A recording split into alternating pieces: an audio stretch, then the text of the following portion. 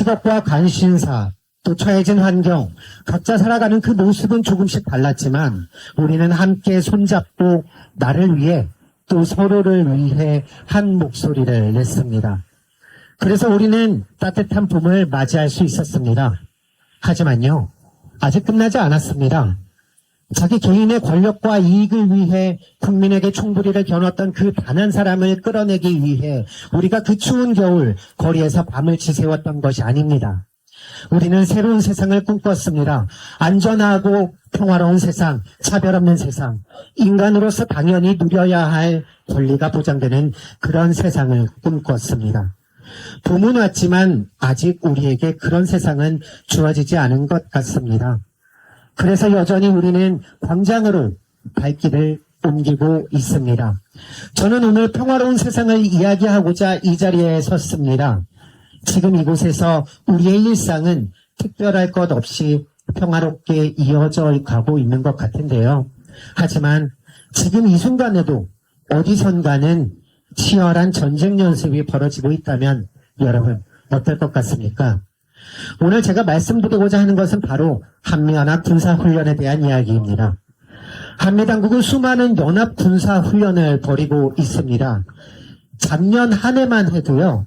1년 중에 무려 275일간의 훈련을 강행했는데요.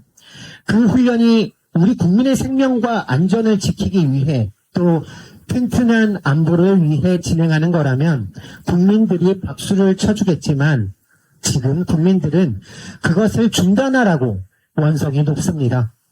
이유는요, 바로 이 훈련들이 국민의 생명과 안전을 지켜주는 것이 아닌 우리의 평화를 위협하고 군사적 긴장과 대립을 불러오기 때문입니다.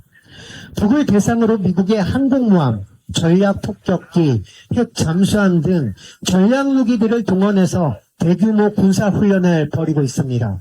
또 이런 것들은 위협적일 수밖에 없겠죠. 대한민국의 국방력이 세계 5위라고 알려져 있죠.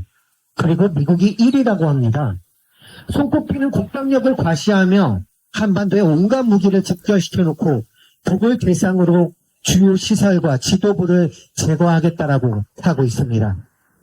선제 타격과 핵 사용을 전제로 한 내용을 담은 작전 계획 속에 대규모 군사력을 동원해서 쉴 틈 없이 훈련을 하니 군사적 긴장은 높아질 수밖에 없을 것입니다. 군대가 군사훈련을 하는 것, 네, 당연합니다. 군대는 마땅히 국민의 생명과 안전을 지키기 위해 훈련을 하는 것이 군의 사명일 것입니다. 그런데요, 지금 한반도에서 벌이는 한미연합훈련은 그 대상과 규모, 횟수, 성격 등을 봤을 때 비정상적으로 진행되고 있습니다. 앞서 말씀드렸듯이 이건 일상적인 군사훈련이라기보다 노골적인 북을 대상으로 한 전쟁 연습인 것입니다. 이런 위험한 군사훈련이 지금도 계속되고 있습니다. 3월 자유의 방패라는 이름으로 한미 당국은 대규모 병력을 동원하여 군사연습을 했습니다. 웬만한 중소국가의 전체 군사력과 비견할 항공모함까지 부산에 입항했었죠.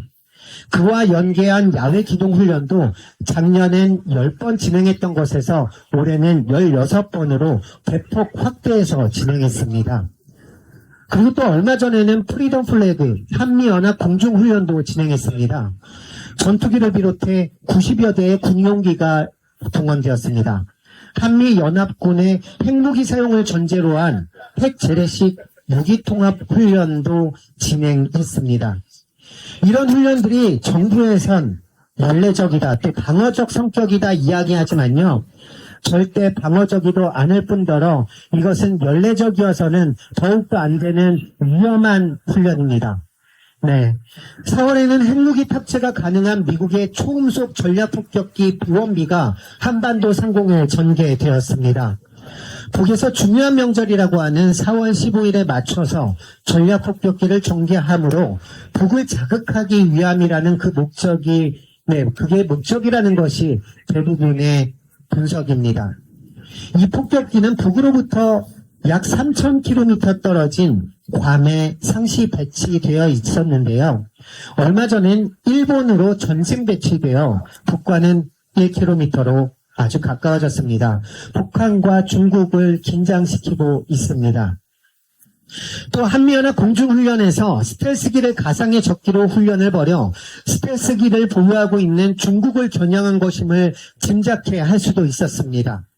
이외에도 한미연합 기뢰전 훈련, 우주위협 대응연습, 육상, 해상, 공중, 우주 할 것 없이 한반도 주변에서 벌이는 수많은 훈련들, 적대적 군사 행위로 인해서 긴장이 극에 치닫고 있습니다. 한반도에서 그리고 동북아시아에서 평화는 적대적 군사 행위 중단에서부터 시작해야 합니다. 그런데요, 제가 이런 얘기를 하다 보면 아직도 미국이 우리 지켜주고 있는 것 아니냐 그렇게 말하는 사람들도 있습니다. 우리가 특별히 다른 강대국과 전쟁을 벌일 게 아니라면은 미국의 도움이 왜 필요하겠습니까? 그런데 미국이 오히려 분쟁을 부추기고 있어서 우리를 전쟁에 끌어들이고 있는 것입니다. 미국 트럼프 행정부는 중국을 자국의 유일한 위협으로 설정했습니다. 그리고 한반도, 남중국해, 동중국해를 하나의 전쟁 구역으로 묶었습니다.